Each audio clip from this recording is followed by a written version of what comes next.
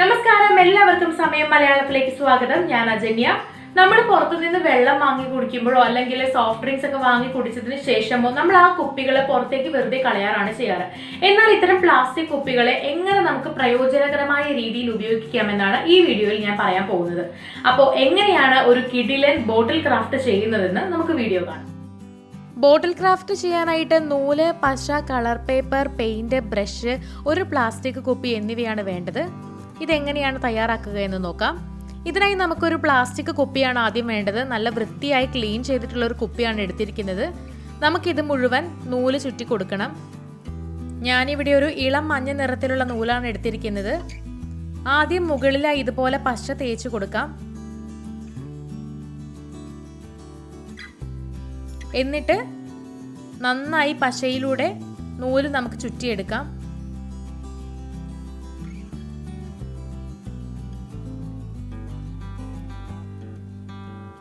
കുപ്പിയുടെ മുക്കാൽ ഭാഗത്തോളമാണ് ഈ നൂല് ചുറ്റി കൊടുക്കേണ്ടത്.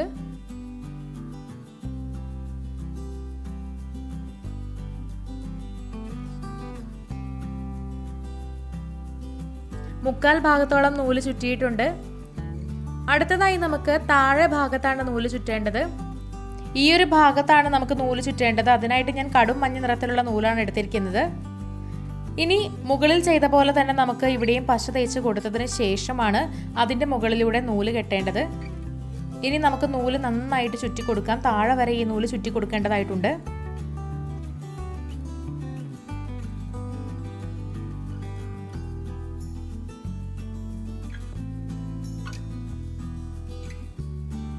താഴെ വരെ നൂല് ചുറ്റിയിട്ടുണ്ട്. ഇതിൻ്റെ അവസാനമായി വരുന്ന ഭാഗം നമുക്കൊന്ന് മുറിച്ച് മാറ്റി കൊടുക്കണം. ഇനി ചെയ്യേണ്ടത്, ഇതുപോലെ 4 കമ്പ് എടുത്തിട്ടുണ്ട്. ഈ കമ്പ് മുഴുവനായിട്ട് നമുക്ക് കറുത്ത നിറത്തിലുള്ള പെയിന്റ് അടിച്ചു കൊടുക്കണം. ഇതുപോലെ തന്നെ മറ്റു കമ്പുകളും എടുക്കാം. ഇനി വേണ്ടത് ഇതുപോലെ ഒരു പേപ്പറാണ്. ഇഷ്ടമുള്ള കളർ എടുക്കാം. ഞാനിവിടെ ഓറഞ്ച് കളറാണ് എടുത്തത്. ഇതുപോലെ 3 മടക്കി എടുക്കണം. എന്നിട്ട് ഇതുപോലൊരു വള വെച്ചോ അല്ലെന്നുണ്ടെങ്കിൽ കോമ്പസ് ഉപയോഗിച്ചിട്ടോ നമുക്ക് ഇതുപോലൊരു വൃത്തം വരച്ചെടുക്കണം. ഇനി ഈ വൃത്തത്തിലുള്ള ഭാഗം നമുക്ക് കത്രിക വെച്ച് മുറിച്ചെടുക്കാം. നമുക്കിവിടെ 3 പേപ്പറുകളാണ് കിട്ടിയിരിക്കുന്നത് വൃത്തത്തിലുള്ളത്. ഇനി ഇതിൽ നമുക്ക് ചെറുതായിട്ടൊന്ന് വരച്ചു കൊടുക്കണം. ഇങ്ങനെയാണ് വരച്ചു കൊടുക്കേണ്ടത്. ഈ വരച്ച ഭാഗത്തു കൂടി നമ്മൾ കത്രിക വെച്ച് ഇതുപോലെ മുറിച്ചെടുക്കുകയും വേണം. ഇനി ഇത് നമുക്ക് ചെറുതായിട്ടൊന്ന് ഉള്ളിൽ നിന്ന് മടക്കിയെടുക്കാം.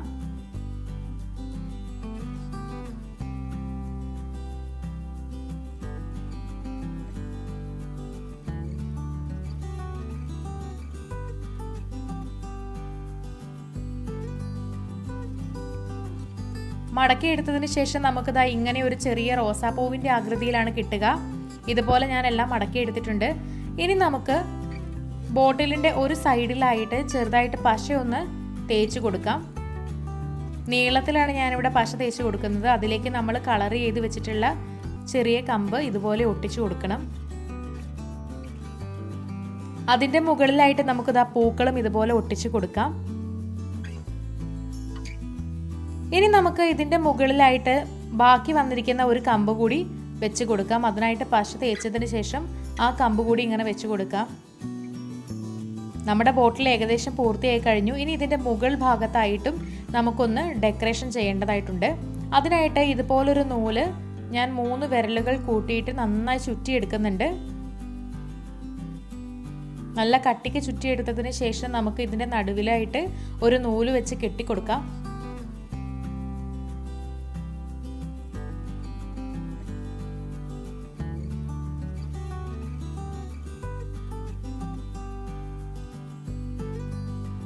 എന്നിട്ട് ഇത് ചെറുതായിട്ട് മുറിച്ചെടുക്കാം.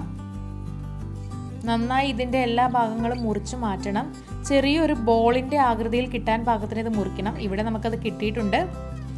ഇനി ഇത് നമ്മുടെ ബോട്ടിലിൻ്റെ ഏറ്റവും മുകൾ ഭാഗത്തായിട്ട് പശ തേച്ചതിന് ശേഷം അതിൻ്റെ മുകളിൽ ഒട്ടിച്ചു കൊടുക്കാം.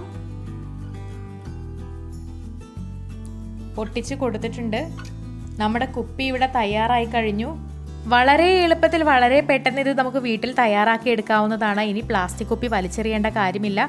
എല്ലാവർക്കും വീഡിയോ ഇഷ്ടമായെന്ന് വിചാരിക്കുന്നു. ഇഷ്ടമായെങ്കിൽ തീർച്ചയായിട്ടും ലൈക്ക് ചെയ്യുക, ഷെയർ ചെയ്യുക, കമൻറ്റ് ചെയ്യുക.